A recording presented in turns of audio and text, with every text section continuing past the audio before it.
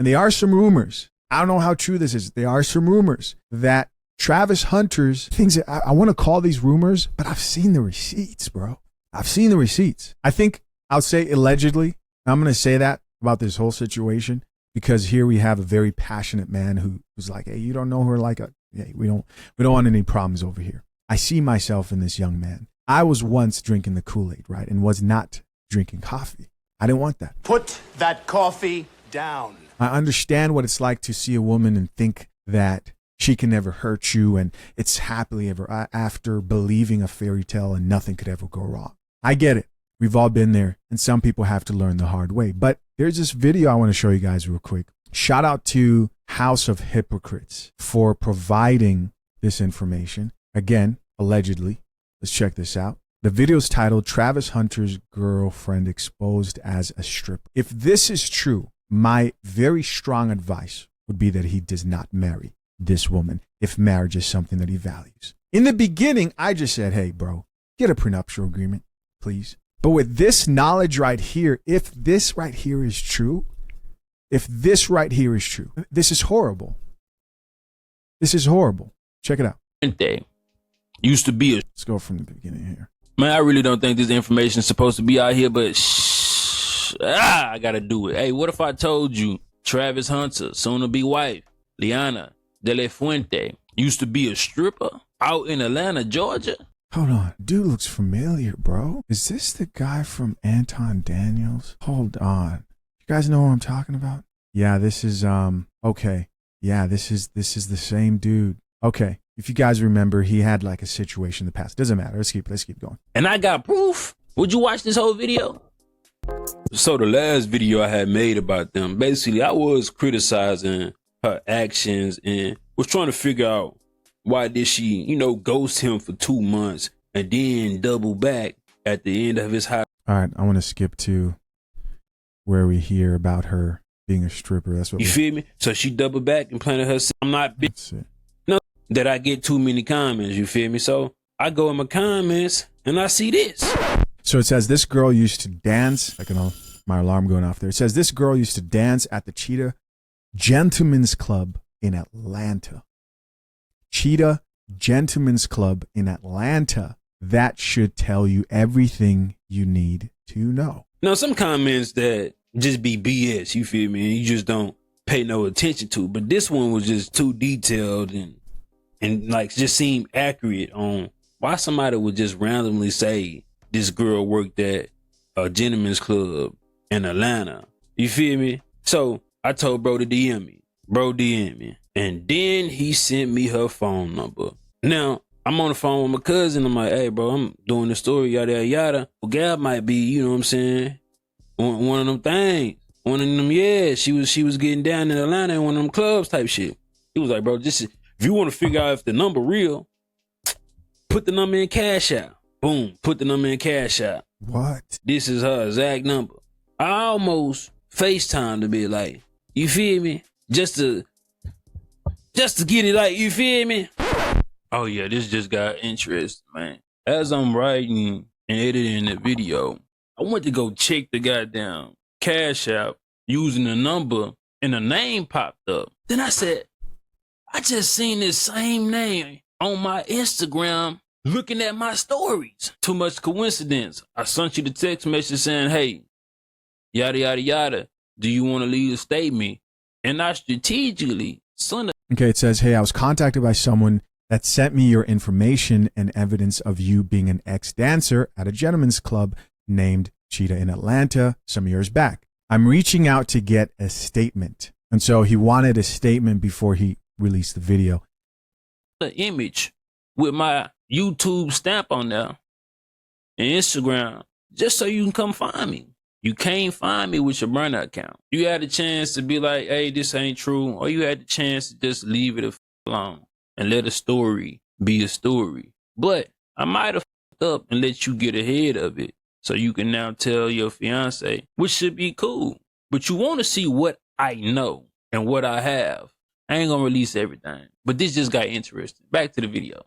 Damn near FaceTiming her. But after that, I'm telling bro, hey, send me more information. So bro sent me a whole catalog of each goddamn Instagram and phone number that worked at Cheetahs. And I'm going on that. Wow. Again, if she was an ex-stripper, how many times have we seen that story play over and over and over again? How many times? How many times? We all know the Kanye line of, I think it's like, "Thought I found the love of my life in the strip club, but F it, I was wrong though." Then you have other artists who recycled that same thing because they all fell into the same trap. What is it about successful men and falling in love with strippers? What is it? I just don't understand it. Verifying it, you feel me? Just so I can cross-reference. But another thing, I had to tie her to Atlanta, so shit, I just went on Twitter, went on Facebook, just to, you know what I'm saying? Boom. She posting about, okay, I'm in Atlanta. You feel me? Shit kind of adding up. And another thing, man, so when I'm going through a Twitter, I'm noticing that she scrubbed, you know what I'm saying, and deleted a lot of tweets. You feel me? From that 2020, 21, late 21, you feel era.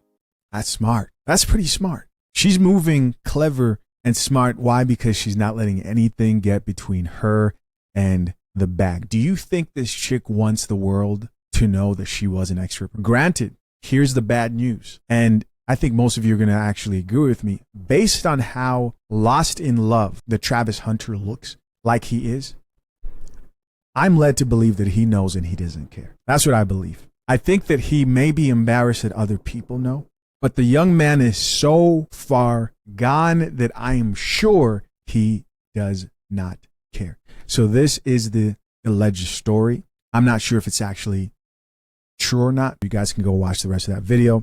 Shout out to House of Hypocrites right there. And at this point, with everything we know, you can't really convince somebody who's this far gone to leave a woman. They have to feel that pain. They have to get hurt. Because if he's anything like I was, then he's not going to listen. He's not going to listen to you. He's not going to listen to you. He's not going to listen to me. He's definitely not going to listen to his father. Yes, I was hard-headed. Young men, especially young men who can focus like he focuses, tend to be the type of people who have to learn the hard way. Now, what do you hope? You hope that in your journey to learning about this life and how to limit the amount of pain and suffering, you hope that the consequences aren't too severe. What don't we want? We don't want any babies. We want limited trauma. Because, you know, the villain arc here could go really bad. As in now you turn into Future with a football jersey and you just out here to get revenge. Because in the end, you end up losing in the long run. A lot of people celebrate that. At the end of the day, you're stuck paying child support for whatever it costs, right? What's the cost for raising up a child today from 0 to 18 years old? I think it's like $300K or something like that. They're going to come for those pockets fast, not slow. And this is why I say, head over to fathershaverights.com, Travis Hunter. And any man who may be watching this and thinking, that's not me, my girl is different, or my situation is different. It has nothing to do with different or not. You can't predict the future. You don't know. And a prenuptial agreement, in the case, because people think that, oh, this is just going to benefit him. No, there'll be benefit to her. That's not what it's about. It's not about making sure somebody else doesn't get anything whatsoever, that they're left in the dust, alone, destitute. No, it's about limiting your losses. It's about not having lawyers feasting on your pockets because they're able to find other places where they could take money from and suck money out of you, which is what happens in a lot of cases. Should we go back and listen to what else Dr. Umar has to say? I disagree with what Dr. Umar had to say about why most white women are with black men. I think it's ridiculous to assume that they're all there for status and to just drain their pockets. I don't agree with the exclusive racial dating or telling people who to date, as you guys know. For him to be about to get married and he doesn't even have a prenuptial agreement, are you out of your mind, Travis Hunter? No disrespect to the young brother. I'm a fan, but bruh, slow this down. Put the marriage on ice. Need him to put that marriage on ice for about 2 or 3 years and don't have any children out of wedlock while that marriage is on ice. My fear, Art, is he's going to run into the queen of his dreams. See, my thing is like, Dr. Umar can say that, man. But doesn't he have like 4 baby mamas? And it's going to be too late. It's going to be too late. You know, so I just think the brother moving too fast. So many of our black athletes, they run into these non-black women in college, you know, and they just think that that's what their life is all about. You know, she's the best thing since sliced bread, not to demean any woman of any culture, but we should be with our own women. And one thing I appreciate about Deion Sanders, although I'm still not happy with the move he made to Colorado, making all that money for a predominantly white college that does nothing for black people. But nonetheless, one thing I do respect about Coach Prime, you don't see his sons doing that. You don't see Shador and the other brother, the cornerback or the safety, the other Sanders, what's his name? Shallow Sanders. Shout out to Shallow. Forgive me for forgetting your name there, young Prince. But you don't see Shador and Shallow being all booed up with no girl in college. You notice that? You always see them by themselves. You don't see them. I've never seen any photo of either one of them, Shador or Shallow, booed up with any girl, black or white, in college because they father not having that. Deion Sanders knows how this goes. He knows how women will try to hitch their cart to your wagon. You know, he knows how this goes. And I think he had to sit down with Shiloh and Shador and said, listen, y'all can have all the fun y'all want. You better be protecting yourself and you better not be getting booed up with no woman. You built this. We built this. If you're going to choose a woman, you're going to choose her with this head, not the other one. And so I appreciate Deion Sanders for not allowing his sons to fall into the same trap that it appears Travis Hunter has fallen into. You know, it's such a shame, so unfortunate to be that great and to still be a victim of the Snow Bunny crisis. It's just ridiculous. Now, some people are saying she's mixed race. Some people are saying she got a black mom, black dad, but that doesn't mean anything to me because, as you know, although I consider mixed race Africans to be black, as long as they identify full time, I have seen no evidence that Travis Hunter's girlfriend has ever identified as a black woman, ever. So even if she's biologically African and has a black parent, for me and most Pan-Africanists, you have to not only be biologically black, you have to be psychologically black. And I haven't seen any proof at all that Travis Hunter's girlfriend identifies as a black woman. But again, no disrespect to Psychologically black. Oh, man. You know, one thing I will give Dr. Umar credit for is he's really like his verbal judo. You know, he has an ability to really speak in a way that's not only entertaining and funny, but also can convey his point fairly well. To her, this is no hate to her. All we saying is we want to keep black money in the black community, and we want to keep black celebrities with our own black women. It's just a self-love thing. It has nothing to do with hate. And I just hope the brother wakes up and realizes what's going on before she takes half of what he's about to earn.